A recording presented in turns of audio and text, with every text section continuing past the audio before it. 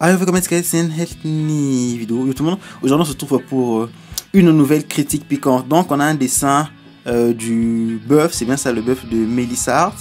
Melissa, tu sais combien, je t'adore, j'aime ce que tu fais. Et là, tu m'as autorisé à massacrer ton dessin. Donc là, je vais faire une critique foireuse. Ceci n'est pas genre la chose à faire sur votre dessin, c'est juste des pistes d'amélioration pour pouvoir améliorer ce qui est à améliorer tout simplement. Donc là, j'ai commencé déjà avec l'écrofaille pour jouer un peu avec l'anatomie globalement, remonter un peu l'emplacement du coude, la forme de la tête sur Photoshop, vite fait.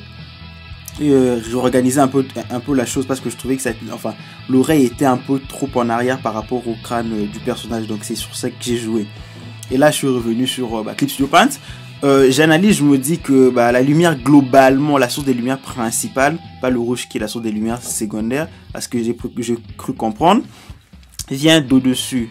Donc là, ce qui me gênait personnellement, c'est la position, les traits sur son ventre, les ombres, etc.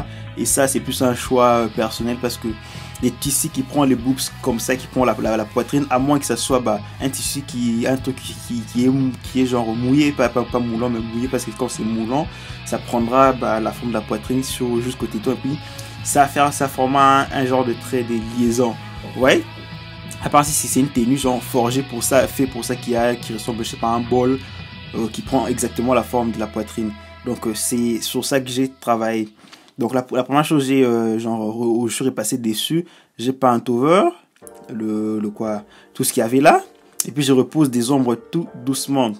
Donc la jointure sur la poitrine, et bien sûr marquer la forme du ventre globalement, vu que le ventre, vu cette position, elle a un peu genre cambré en arrière, donc son chest, comment ça dit, sa cage thoracique est un peu relevée, du coup le ventre serait plus plat que si elle était genre pas galbée non, comment on dit, si elle s'était genre penchée vers l'avant, vous voyez. Donc j'ai accentué ce creux là, et du reste je vais rajouter des ombres propres et des ombres créées par l'occlusion, donc des ombres par rapport au creux, dans le corps, au volume tout simplement, aux courbes, etc., pour accentuer l'effet de volume, l'effet de creux, l'effet de profondeur, bref, la 3D.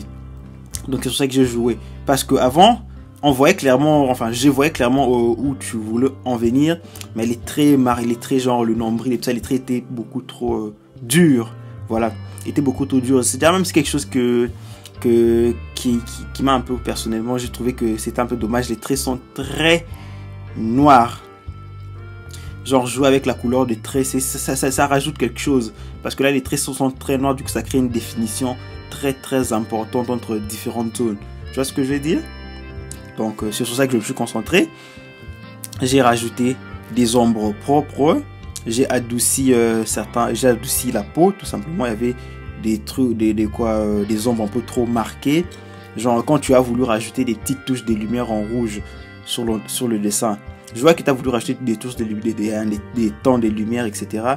Mais genre tu as plus pris de temps pour refaire les ombres, la lumière principale et les autres choses, mais pour les ombres secondaires, tu as juste passé un peu avec l'aérographe juste là, hop. Et parfois la lumière rouge, elle va un peu trop loin, comme il y en avait sur la main en dessous du bracelet, alors que la lumière, elle est assez faible globalement comparée à la source de lumière principale, si je puis dire. Donc c'est vraiment sur ça que je me suis concentré.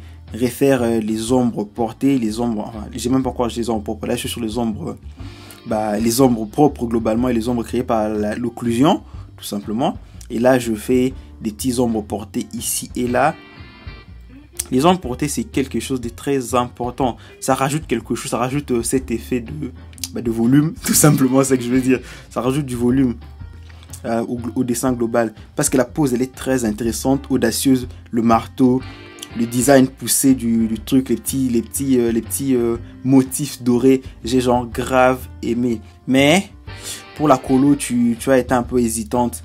Surtout, il y a un truc qui revient souvent, comme je dis, c'est l'utilisation de l'aérographe ou l'estampe. Ça dépend, soit tu utilises l'aérographe, soit tu utilises l'estampe, qui est parfois trop importante, surtout notamment en termes de textures métalliques, etc. Pour les textures, c'est bien d'estamper légèrement et de faire plusieurs couches, surtout pour le métal. Donc pour la texture, j'ai pensé que c'était un truc assez queer, un peu brillant, etc.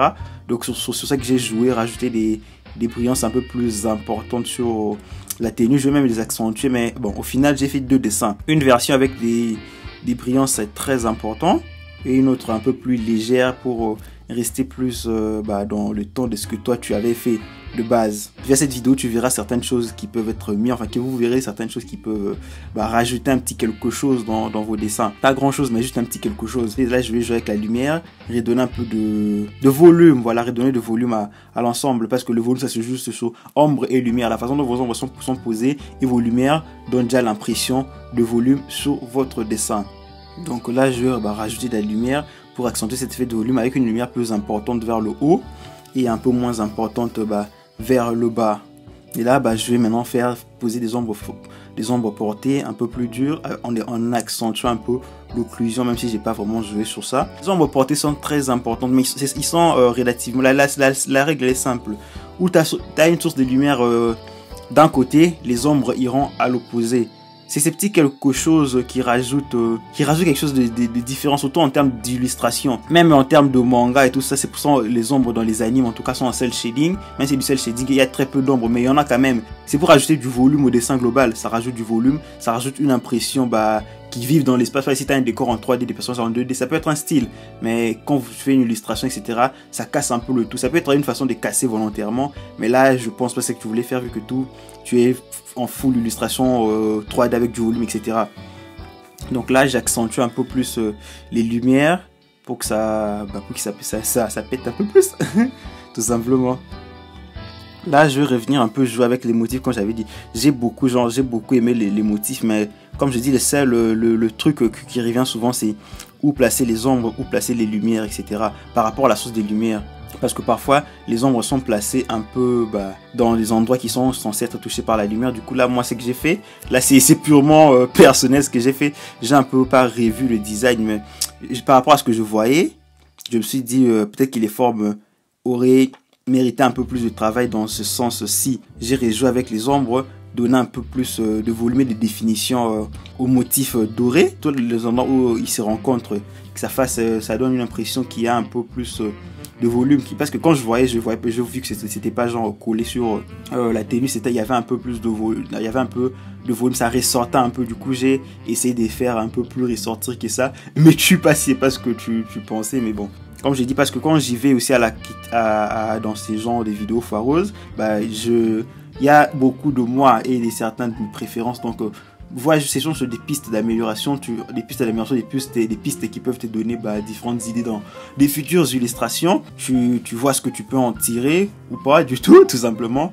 Je retravaille maintenant sur la brillance en me focalisant surtout sur l'endroit où provient la source de lumière, même si il y a différents reflets, etc. Parce que le métal, c'est très... Enfin, les métals, le doré, l'or, le métal, ces genres de textures sont assez brillantes. Parce que j'ai déjà vu que tu jouais avec la brillance, donc j'ai continué à jouer avec comme toi tu l'as fait.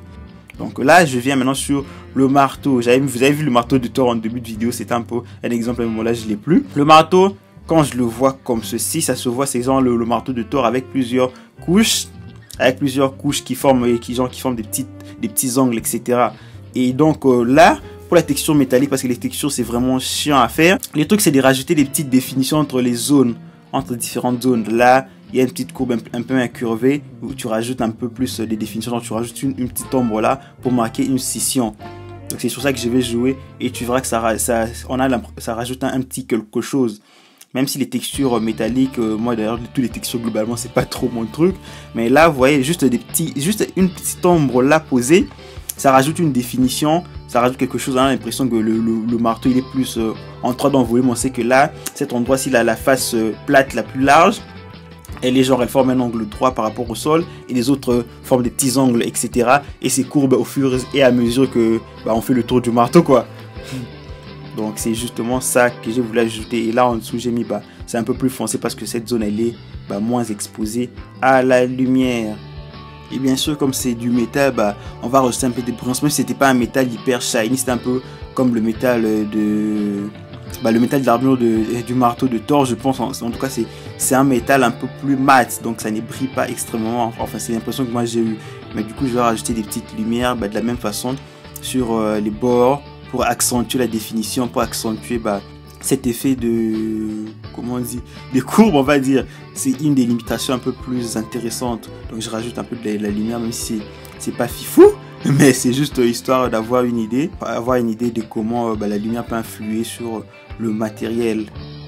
Et là, je vais un peu rejoindre un peu avec le rouge que tu avais fait en rajoutant un petit peu ici et là, vite fait.